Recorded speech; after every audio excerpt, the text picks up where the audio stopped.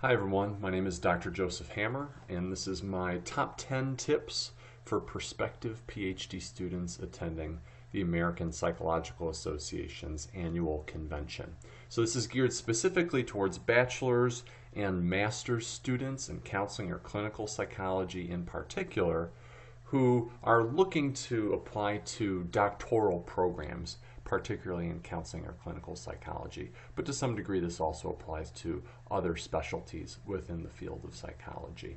So these are my top 10 tips distilled from a much longer, in-depth tips for a successful APA convention series that you can see elsewhere on my website and that I've linked to below in the description. So these are the big top 10 tips for prospective PhD students. So, number one, you got to figure out your goal.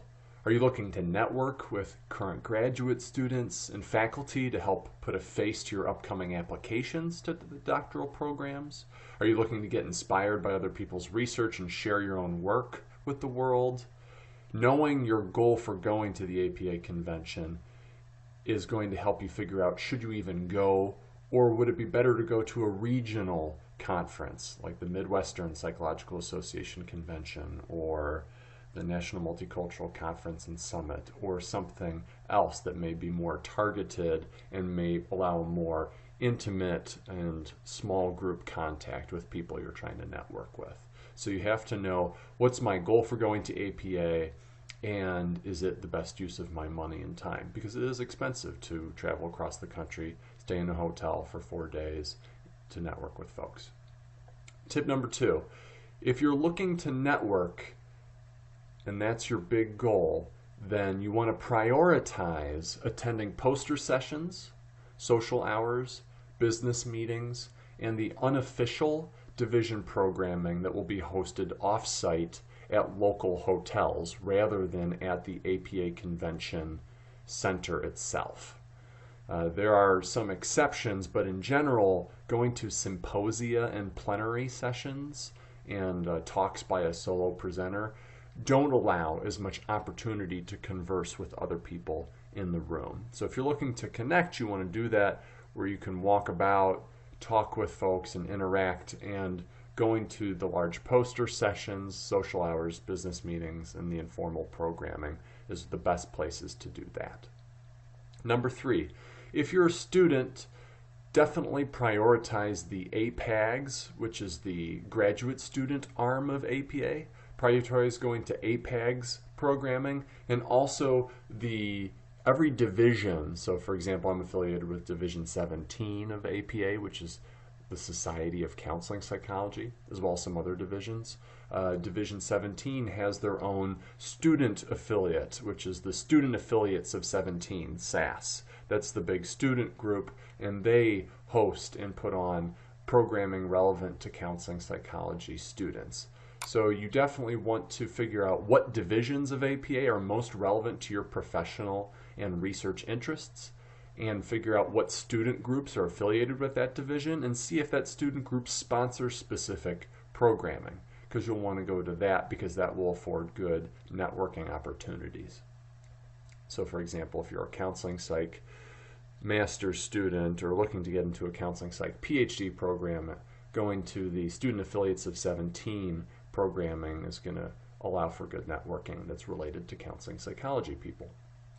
Tip number four, go to relevant social hours and popular events at the end of the day. So on many days, there will be social hours for one or more divisions that are happening around 4 p.m. or so later in the day. And this is oftentimes where people will go to specifically look to connect with other people who they may not know or already know, in order to find folks who they can go out to dinner with thereafter and spend time socializing with later in the evening. The convention is most fun when you can make connections, invite people out for dinner or drinks thereafter, or be invited out by others to join their group or join them personally for evening festivities. So that's a big part of networking, and a big part of having fun is finding out cool people to hang out with in the evenings. And so going to the social hours, that's when a lot of people are thinking about, okay, what are my dinner plans? Who am I going to hang out with? And so you want to be there to get connected with folks. Tip number five is download the APA convention app for Android or iPhone. The app lets you search for programming that will be held on the 4 days of the convention that may be of interest to you. And it has everything from the poster sessions to the symposia to the social hours. Any quote-unquote official convention programming is in that app.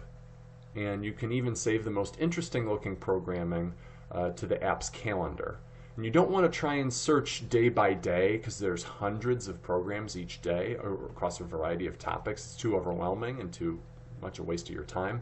Rather, what you want to do is pick a topic, because you can search by index topic, or pick a APA division, because you can search by division, like I search by division 17 and 51 and 36, for example, since those relate to my interests. You pick a topic or division of most interest to you and see what programming is listed day to day as being sponsored by that division. That will help you look at the juiciest content first, populate your schedule by saving those things that are most interesting to the calendar in the app, and then if you want to fill in the gaps later by doing a broader search, totally fine. This is more efficient and will save you time, so use that app well. Don't miss out on the unofficial programming is tip number 6. The app and the convention programming paper book that you'll see floating around at the convention, which is a substitute for the app, they don't list the unofficial programming offered at local area hotels by many APA divisions and student organizations within them. Instead, you have to go to that division or organization's website and find the web page or the downloadable PDF that lists all of their unofficial programming so that you can add some unofficial programs to your itinerary schedule. Unofficial programming is important for most folks, especially students, because it's often focused on narrower, more specialized topics that are going to be of interest to a narrower audience, which is why it's not a part of the broad official programming that's supposed to draw tens or hundreds of people to things. Unofficial programming, because its focus, will draw fewer attendees, but if you're interested in that more niche topic, it's a wonderful place to meet people in a more intimate and one-on-one small group setting where it's easier to connect with them. It's not these big groups of people, it's a few other folks who have these very specialized interests like you, and it's a great way to connect with folks because you have this really special interest that a lot of folks at the convention would not connect with you or this person around. So it's a good way to connect with folks with very specific research or clinical interests that match your own. And it's lower stress because it's not big crowds and it's easier to strike up conversations at these informal gatherings. Tip number 7, after you've filled out your scheduled itinerary with official and unofficial programming, you want to make sure to carve out time for meals and coffee, not only so that you don't pass out and continue to engage in good self-care, because you want to have enough energy to get through to Sunday. So if you're not eating and drinking and sleeping well, you're going to have a bad time on Saturday and definitely Sunday. The convention is the most fun when you share a meal and meals with others, and you can talk further over coffee with someone you met and made an initial connection with earlier in the convention. So you want to identify blank spots in your schedule and carve out time for regular meals and see blank spots where you could potentially catch coffee with somebody, so that when you're going into networking with folks and interacting, if you find yourself really connecting with someone and you want to be able to continue to get to know them or continue that conversation at a later time, it's good to know what hours you have available for tea or coffee or to share a meal with. And you could always float the possibility of, hey, would you like to grab coffee with me on Friday at 3 o'clock? I've got blank times here and here. Would that be of interest to you?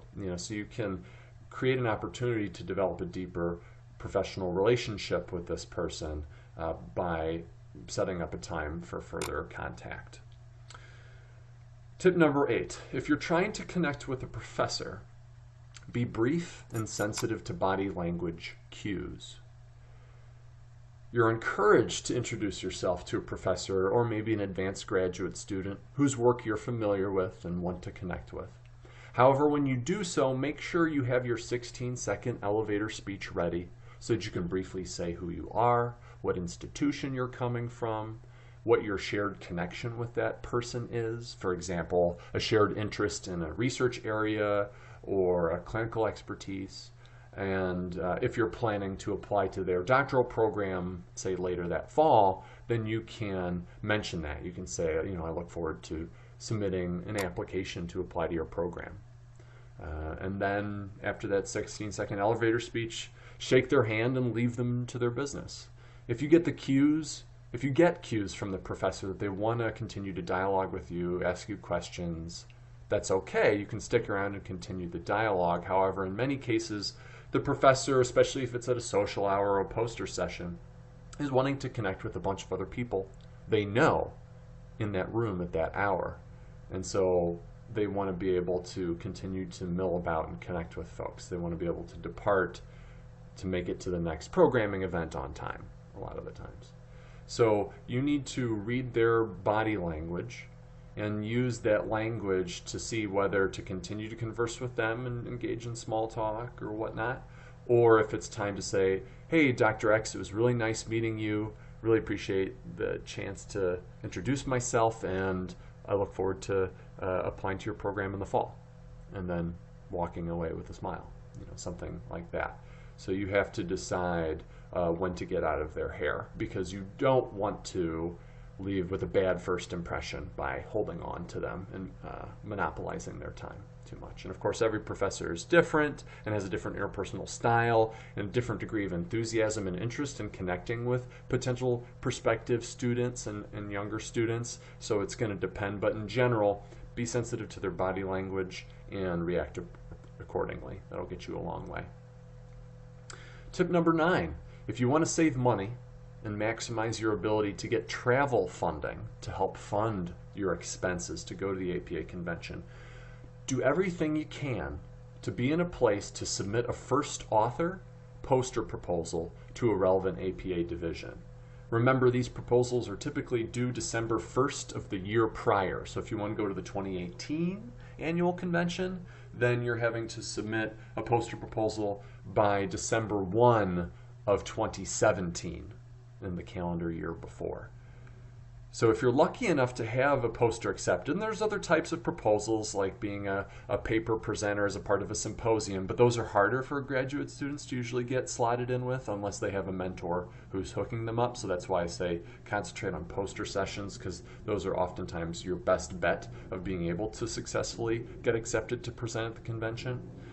If you can get your poster proposal accepted, you will get your convention registration fee completely waived. You don't have to pay to register to go to the APA convention. They will waive that fee if you have a first author proposal that's been accepted. And that's great way to save money. Furthermore, on the travel funding side, many educational institutions, colleges, departments, and programs will be more likely to give you travel funding or more travel funding than you might otherwise if you can prove that you're presenting at the convention. So if you are presenting, especially in a first author, you're likely to have a higher chance of getting funding or more funding than you otherwise would be. Now, of course, check with your program faculty well in advance to figure out what kind of travel funding process and selection criteria are relevant at your school in your program so that you can set yourself up for success. So every institution and program differs. Figure out what the rules are for travel funding and act accordingly. Finally, tip number 10 is to reserve your hotel room way early, like early spring.